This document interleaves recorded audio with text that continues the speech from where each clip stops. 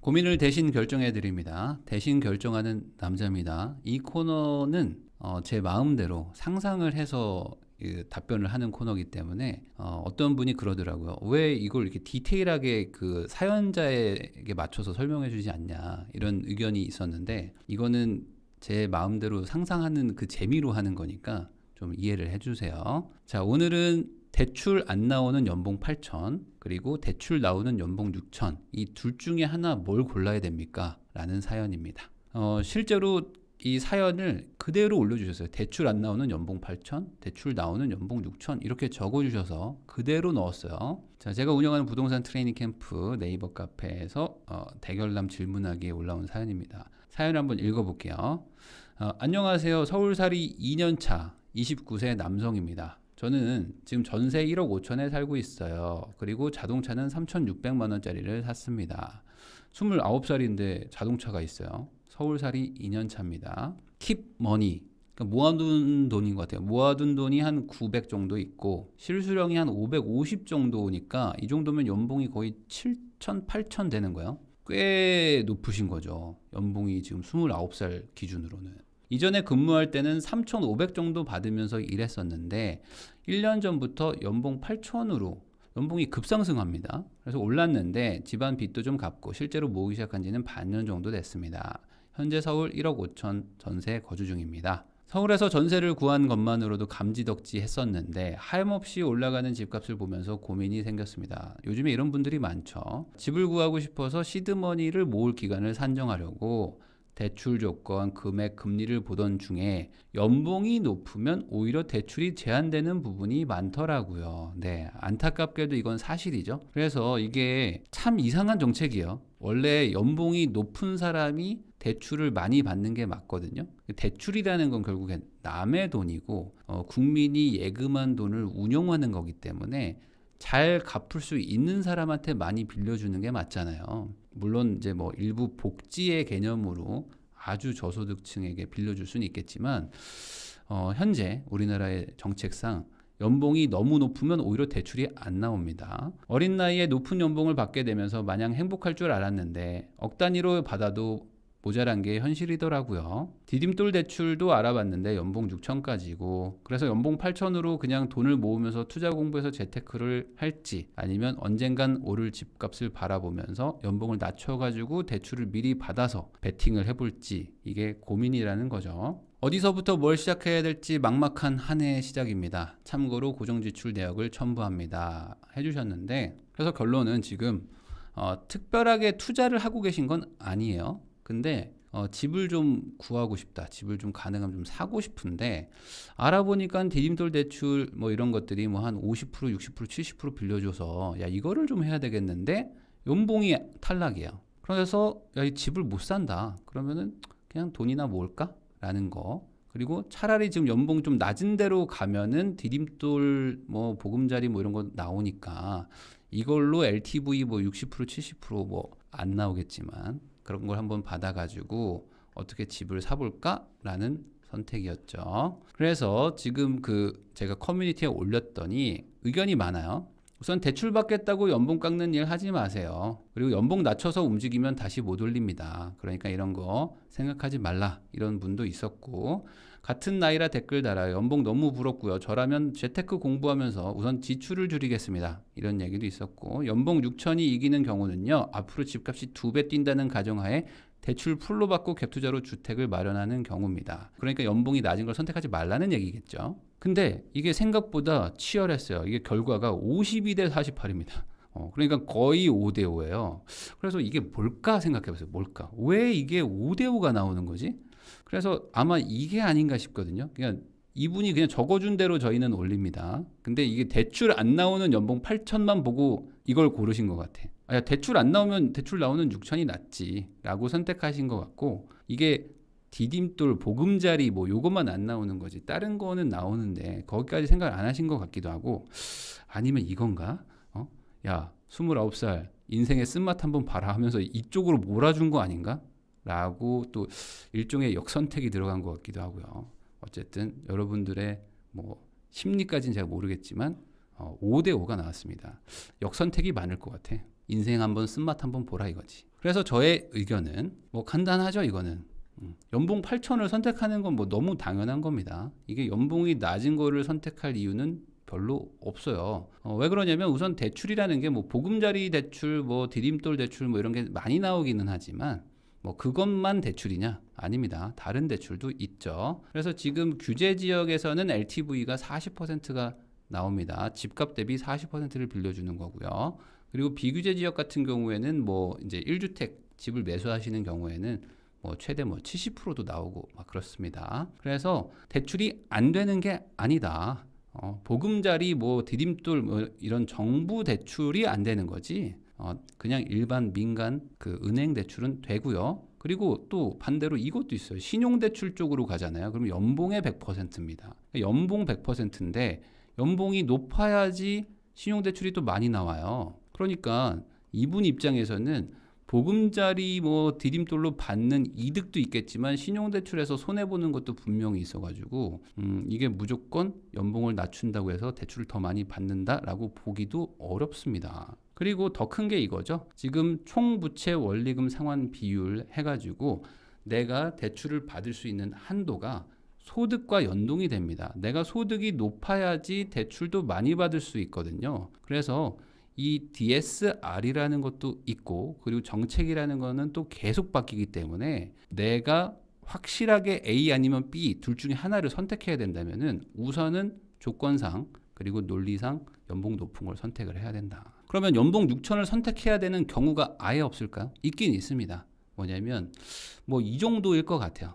뭐 연봉 8천인데 여기는 막 죽어라고 일하는 거야. 뭐 52시간 막 꽉꽉 채워서 일하고 아니면 뭐 또 막 불법으로 막 잔업도 해. 컴퓨터 집에 들고 가서 막 몰래 막 일하고 완전 막 미칠 것 같은 거죠. 막 여기서 일하면서 막 코피도 나고 뭐 주말도 없고 막 미친 듯이 일해요. 그리고 뭐 앞으로 미래도 막 불투명해. 이런 8천하고 뭐 6천이긴 한데 완전 뭐 칼퇴고 뭐 연차도 뭐 너무 쉽게 쓰고 뭐 일도 뭐 할만하고 뭐 그래서 그냥 업무 강도가 거의 막 2배 이상의 느낌이다. 뭐 그러면은 뭐 6천을 선택할 수도 있겠지만 뭐 대출이 나오냐 안 나오냐를 가지고 이걸 고민할 이유는 전혀 없다. 이게 지금 사실 돈을 벌자고 투자를 하는 건데 오히려 소득을 낮춰가면서 돈을 버는 거는 후진기어 넣고 엑셀 밟는 거죠.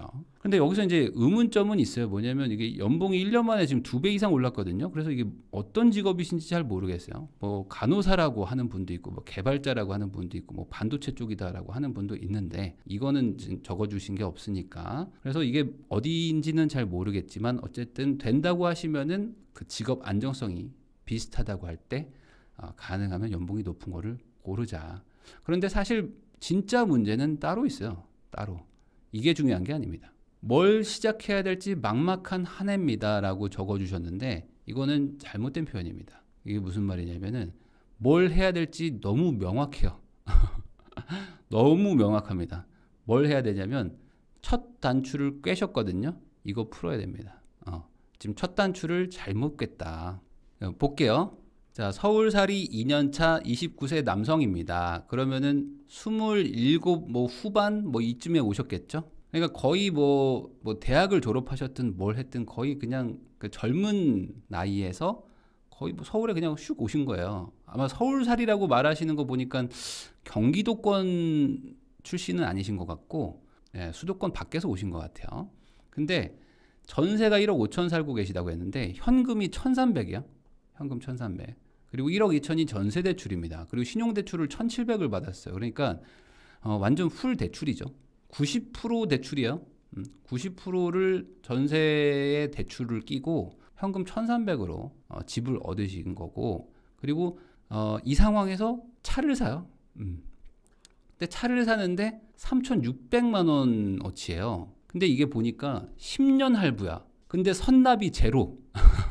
선납이라는 건 뭐냐면 기본적으로 할부를 하더라도 차값이 만약에 뭐 3천만 원이면 그래도 1,000만 원 정도 먼저 내시고 2천만 원만 뭐 할부를 받으세요. 이렇게 하면서 선납으로 얼마를 먼저 내잖아요. 근데 안 냈어. 그러니까 돈이 없는데 차를 먼저 산 거죠. 왜냐면 이걸 굳이 선납을 안 낼 이유는 없으셨으니까. 그리고 2, 3년 뒤에 일시납 한 번에 내려고 통장에 따로 돈을 모으고 계십니다. 그래서 지금 모으고 계신 게 한 900 정도 된 것 같아요. 그래서 지금 현금이 뭐 많아야 한 2천 정도일 것 같은데 2천에서 2,500 정도인데 차를 샀어요. 이게 사실은 첫 단추를 좀 잘못 깬 거죠. 거기다가 지금 아마 서울살이 2년 차라고 얘기한 거 보면은 서울에 거주하고 있는 거죠. 그리고 아마 서울에 직장이 있으니까 서울에 살겠죠. 왜냐면 서울에 굳이 들어와서 1억 2천짜리면은 서울에서도 좋은 집은 아닌데, 근데 일부러 경기도로 출퇴근하는 사람은 없을 거란 말이죠. 그러면 서울에 직장이 100% 있을 것이다. 그러면 서울 거주의 서울 직장인인데 미혼이고 29살이잖아요. 그러면 사실상 차가 왜 필요한가? 이거에 아주 그냥 그 근본적인 의문이 드는 거죠.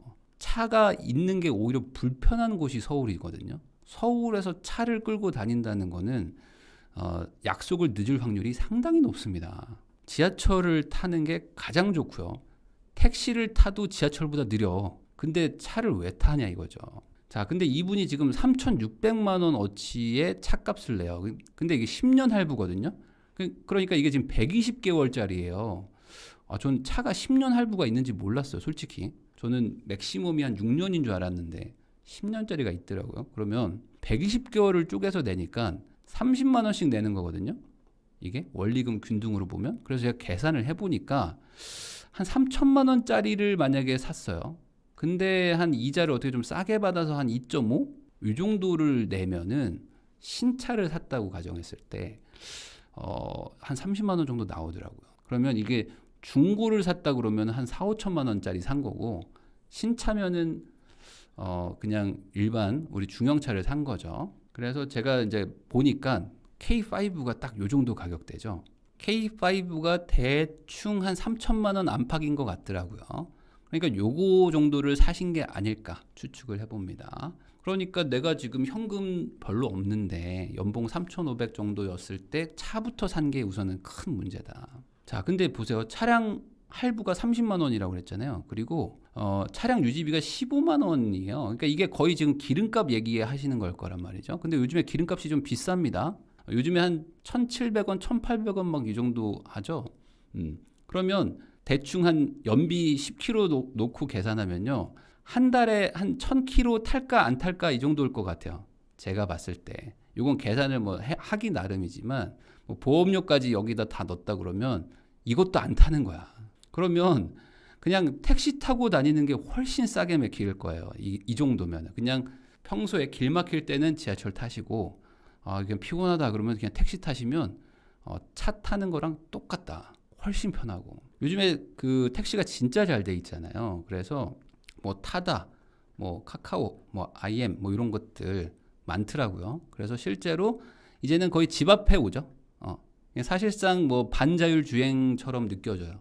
집 앞에 와서 그냥 저를 태우고 내가 가고 싶은 데 내려줍니다. 그리고 반대로 약속 끝나고 미리 한 10분 전에 부르면 나를 태우러 와서 날 태우고 집 앞에 내려줘요. 그러면 이게 훨씬 싸게 먹히고 금전적으로도 좋고 어떤 불편함도 없다. 그러니까 차를 산다는 거는 이제 서울 안쪽에서는 약간 사치품의 개념인 거지 필수품이라고 보기는 좀 어렵죠. 서울살이에 한정해서 얘기하는 겁니다. 자, 거기다가 지금 이게 있어요. 이게 보험료가 지금 60만 원을 내시거든요. 여기서 제가 약간 좀 이게 뭐지? 라는 생각이 들었는데 그 나머지 사연을 보니까 이분이 효자예요. 효자. 그래서 이분을 뭐라고 하기가 참 뭐해요. 제가 모르는 부분이 있을 것 같은데 효자입니다. 그런데 지금 보험을 60만 원을 내요. 근데 이분은 지금 혼자 사시는데 1억 2천이면 원룸이거든요. 근데 4인 가구 거를 낸다는 거는 아마 그 부모님과 누구 거 하나를 더 내는 것 같아요. 뭐 동생이든 뭐 형이든 누나든. 그러면 이거를 내가 내주는데 60만 원이라는 거는 엄청나게 높은 거거든요. 인당 12만 원 이상 낸다는 건데 이거는 사실 내도 너무 많이 내는 거다. 그래서 뭐 보험을 정리하라고 하면 항상 막 악플도 달리고 막 욕도 달리지만 저는 그래도 이 보험은 좀 정리를 했으면 싶다. 뭐 가족력이 있으시면은 있는 거 뭐 몇 개 좀 남겨놓더라도 지금 과해도 너무 과합니다. 솔직히. 그리고 꼭 내가 내야 되는가도 한번 좀 고민을 한번 해보세요. 이거를 좀 가족들이 나눠서 낼 수 있는 상황인데 그냥 내가 내던 게 있으니까 그냥 내가 제일 잘 버니까 내가 그냥 낼게라고 하기에는 나도 앞으로 지금 집도 사고 할 게 많잖아요. 그러니까 내가 챙기는 거를 너무 다 할 필요는 없다. 요거 좀 정리할 수 있으면 하는 게 좋을 것 같습니다. 왜 제가 효자라고 그랬냐면 이 부분이죠. 집안의 빚을 좀 갚았어요. 그러니까 이게 그러니까 27, 뭐 그전에도 일을 하셨다고 치더라도 뭐 아마 일한 지 뭐 3, 4년이나 됐을까 말까 정도인데 많이 하셔도 근데 집안의 빚부터 갚으신 거예요. 그러니까 이분이 얼마나 착한 사람이냐 이거죠. 그러니까 집에 빚도 있었는데 그거를 갚았다 정도로 말할 정도면 1,000만 원, 2천만 원은 아닐 것 같아. 그래도 한 3천 정도 갚은 거죠. 갚고 뭐 아마 뭐 부모님도 좀 경제적으로 좀 어려우시니까 내가 이 집이 지금 무너지면 안 되니까 뭐 보험도 막 들은 것 같아요. 그래서 우선은 내가 지금 이렇게 끌고 가는 거죠. 근데 연봉이 확 올라간 거예요. 그래서 나도 차는 하나 있어야 되겠는데 라는 생각을 하게 된 거죠. 왜냐면 나도 나이가 있고 이제 서울살이도 하고 하니까 뭐 연애도 하고 해야지라고 하면서 차를 뽑았다. 근데 미리 선납하고 이러면 좀 안 될 것 같으니까 집도 구해야 되니까 10년으로 끊은 다음에 빡세게 돈 모아가지고 중도상환 수수료를 내더라도 한 번에 갚는다라는 그런 계획이 있지 않았을까. 근데 아까도 말했듯이 이 보험이라는 게 참 그 민감하고 예민해서 가족들 보험을 끊어? 아니면 이걸 좀 네가 가져가, 뭐 엄마 아빠가 좀 가져가요라고 한다는 게 참 말하기 어렵죠. 근데 이 보험을 효도라고 생각하는 거는 저는 아니라고 생각합니다. 이 보험이라는 거가 있으면 마음이 좀 편해지는 건 맞는데 그렇다고 해서 보험을 안 들어준다고 불효자는 아니다. 이 보험이라는 건 말 그대로 진짜 그 리스크를 방어하기 위한 최소한의 그런 도구니까 리스크가 있으면 그 사람이 내면 돼요. 정확하게는. 그래서 어머니 아버지가 조금 뭐 몇만 원 버실 수 있다면 그걸 벌어서 내시는 게 맞는 거지 내가 다 낸다고 해서 효도는 아니다. 그래서 최소한 절반 이상은 정리를 할 필요가 있을 것 같습니다. 한 30만 원 이상은 줄여야 되지 않을까. 그래서 지금 제가 말하는 게 좀 속상할 수는 있어도 이 현실을 좀 명확하게 인식할 필요는 있습니다. 그러니까 내가 지금 차를 타야 되는 상황인가? 그리고 차가 나한테 있어야 되는 게 맞는가? 그리고 차라는 어찌 보면 나한테는 사치품이 진짜 이게 필요한가를 좀 인식을 해보자. 왜냐하면 나는 지금 어찌 보면 차보다는 집이 더 필요한 사람이 아닐까요? 서울살이라고 얘기하신 거 보면은 지금 기댈 곳은 나밖에 없는 것 같은데 그러면 차보다는 집이 더 필요한 사람이다. 자, 1,300만 원의 현금과 킵머니 900 정도를 적어주셨기 때문에 실제로 나는 재산만 보면요. 재산만 보면 3천만 원이 안 되는 분이에요. 나머진 다 대출인 거고. 그리고 차가 있긴 하지만 차도 선납을 하나도 안 했기 때문에 차도 그냥 부채 덩어리야. 그리고 감가상각을 계속 뭐 1년에 200, 300씩 맞고 있겠죠. 그러니까 나는 지금 계속 손해보는 어찌 보면 지금 마이너스가 나는 상황이란 말이죠. 이 내 집 마련이라는 걸 지금 하고 싶으시잖아요. 그러면 이걸 하려면 뭘 해야 되냐. 이걸 해야 됩니다. 포기를 해야 됩니다. 이 내 집 마련을 하기 위해서는 역설적으로 모든 걸 포기를 해야 돼요. 포기를 많이 하면 많이 할수록 내 집 마련이 됩니다. 그리고 포기를 안 하면 안 할수록 내 집 마련에서 멀어져요. 그래서 이 내 집 마련이라는 거는 진짜 인생인 거고 이 집을 사보면 정말 인생의 어떤 그 큰 어떤 깨달음 같은 걸 얻게 됩니다. 그러니까 안 돼. 내 집을 마련한다는 게 이게 만만한 일이 아닙니다. 그래서 지금 포기하지 않고 얻을 수는 없거든요. 근데 이분은 아마 이런 생각이 들 수도 있어요. 아니 내가 29살인데 29에 연봉 8천이야. 그러면 엄청 높은 거예요 사실. 여전히 높은 겁니다. 그러면 아니, 나는 지금 뭔가 좀 그 가능성이 있어 보이는 느낌이 나잖아요. 연봉도 높죠. 나이도 어리니까 앞으로 벌 돈이 막 많은데 거기다 내가 또 주식 투자나 뭐 부동산 투자를 잘하면 막 자산이 막 더 불어날 수도 있는 그런 시간도 가지고 있잖아요. 그러면 내가 조금 약간은 써도 되지 않을까? 내가 조금 뭐 가족들 짊어지고 가도 되지 않을까? 이런 생각을 하실 수도 있어요. 근데 제가 항상 말하지만 이 연봉이 높은 건요. 이 즐길 생각을 하시면 안 되고요. 모을 생각을 해야지만 이 연봉이 높은 게 유의미해지는 겁니다. 연봉이 높으면 보통 사람들이 쓸 생각을 하거든요. 내가 돈을 많이 버는데 좀 써야지 라는 생각을 해요. 근데 연봉이 높은 사람들은 모을 생각을 해야지만 그 연봉이 높은 거를 이용하게 되는 것이다. 남은 3천만 원 벌어서 3천 다 쓰고 나는 8천만 원 벌어서 8천 다 쓰잖아요. 그럼 연봉이 높은 게 의미가 없어. 어차피 연말에 돈 없는 건 똑같으니까. 그러니까 연봉이 높은 이거를 내가 유의미하게 활용하려면요. 모아야 돼요. 모아야지만 남보다 연봉이 높은 게 유의미해진단 말이에요. 모아야지만 연봉 3천, 5천인 사람보다 내가 더 빨리 부자가 되고 이 연봉을 받은 의미가 있다. 그러니까 모으라고요. 제가 이게 좀 안타까운 거, 그리고 지금부터라도 하면 될 것 같다고 생각해서 이렇게 얘기하는 이유는 지금 포텐셜이 있어요. 29이시면 여전히 어린 나이고 연봉 8천이면은 지금 상당히 높은 거란 말이에요. 그러면 이 정도면은 뭐 노력을 해라 뭐 이런 꼰대 소리 하는 게 아니고 진짜로 이분은 해보면 이거 내 집 마련 할 만도 하거든요. 이 정도 연봉으로 시작하시는 거면 여기서 막 70%, 80% 저축하고 또 그렇게 잘 버는 여자분 만나가지고 둘이서 연봉 막 1억 4천, 5천 막 이렇게 모으기 시작하면은 진짜로 남들한테는 좀 너무 꿈 같은 얘긴데 라는 게 나는 할 수도 있는 나이와 능력이야. 지금 해볼만 해. 걸어볼만 하거든요. 근데 아까 말했죠. 이 현재의 어떤 즐길거리나 아니면 어떤 현재에 놓지 못하는 것들 이런 걸 포기를 못하게 되면은 결국에 다 놓치게 된다. 이게 가장 안타까운 길일 수 있죠. 그러니까 차는 잘 탔고 여행은 다녀서 추억은 쌓였지만 남은 것은 없을 수도 있어요. 남은 것이 없으면 그게 내가 무조건 행복한 길이었을까라고 나중에 후회할 수도 있거든요. 그래서 좀 저는 가능성이 보이기 때문에 첫 단추 차부터 좀 팔고 그리고 보험도 좀 해지하고 해서 다시 한번 리셋하고 시작하시면 어떨까. 그러면 여기서 이제 질문 나오죠.